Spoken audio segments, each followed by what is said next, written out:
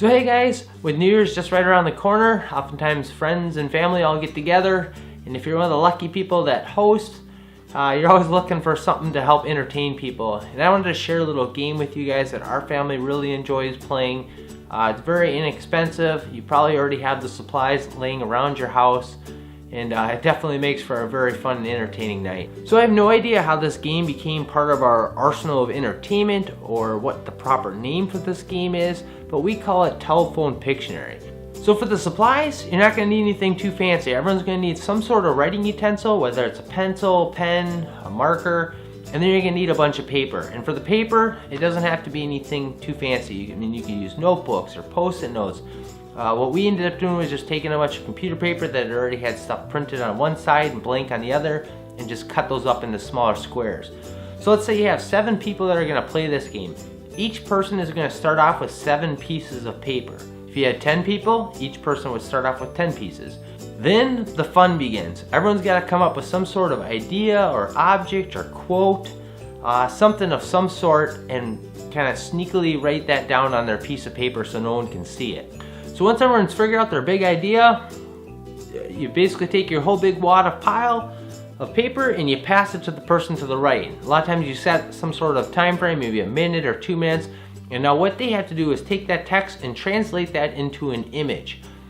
And with the hopes of the person to the right of them being able to translate that back into text of whatever the original person wrote down. So let's say my wife writes down pigs in a blanket.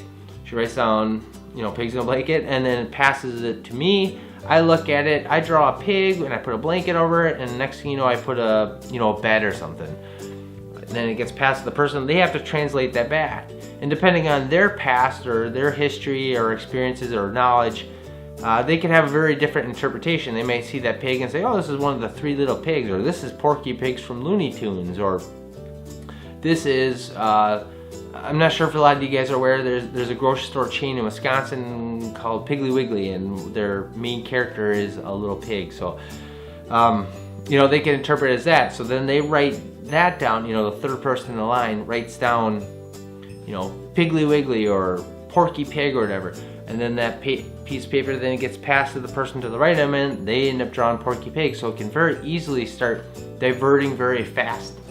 So like for example, there was one game I played and I wrote down Harry the Henderson River. It was like a movie from the early 90s about a Bigfoot getting hit by basically a family, and then they end up strapping him to the roof, and he ends up kind of coming back to life in some ways, or waking up from his getting knocked out, ends up becoming, kind of their pet. So I wrote Harry the Henderson. The next person that had to draw the item didn't draw it very well, and then it got translated back into text as like Godzilla or a monkey or a hairy man or something. And as it kind of continued on and then ended up coming back to me, it was something totally different. And it's very fun to kind of look back and you can see the trail on how it got interpreted and how it ended up kind of coming to where it finished.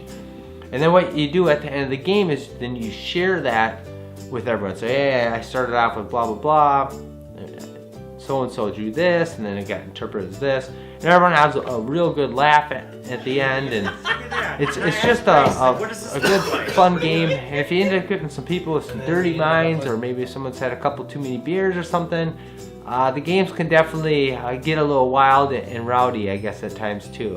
Even if you play with someone who's a real stiff, it's still a whole lot of fun. So with New Year's just around the corner, I figured I'd share this game with you guys, just in case you're hosting or something, or just looking for a little entertainment. It's definitely it definitely made for some very fun and hard laughing nights for sure. So hope you guys enjoyed the video, and we'll see you on the next one. Thanks for watching.